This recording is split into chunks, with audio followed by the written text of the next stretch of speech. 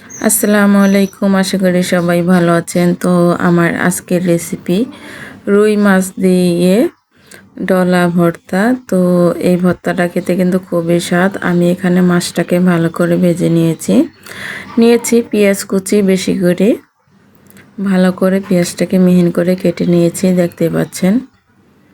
আর এই মাছটাকে কিন্তু ভালো করে আমি আগেই কাটাটা বেছে নিয়েছি।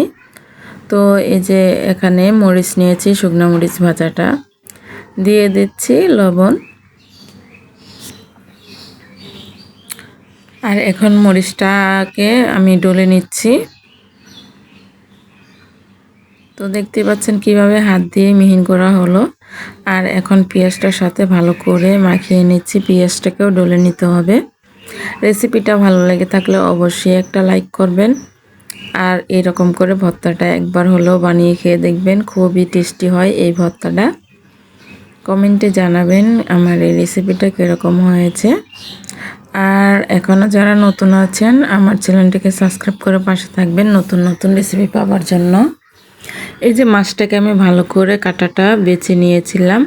তো দেখুন এখন হাত দিয়ে ভালো করে মিশিয়ে নিচ্ছি।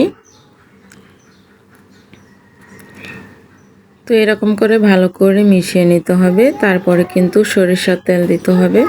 তো এখানে দিয়ে দিলাম পরিমাণ মতো সরিষার তেল। এখন হাত দিয়ে ভালো করে মিশিয়ে নিচ্ছি।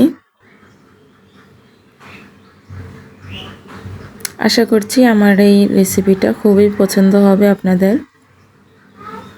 তো এরকম করে ভালো করে একটু মিশিয়ে নিতে হবে। তো আমার ভর্তা বানানোটাও কিন্তু হয়ে গিয়েছে, দেখতে পাচ্ছেন। এই যে দেখুন কতটা সুন্দর লাগছে, আর এটা খেতে কিন্তু খুবই মজাদার। তো ভালো থাকবেন, সুস্থ থাকবেন, আবার দেখা হবে এক নতুন রেসিপি নিয়ে।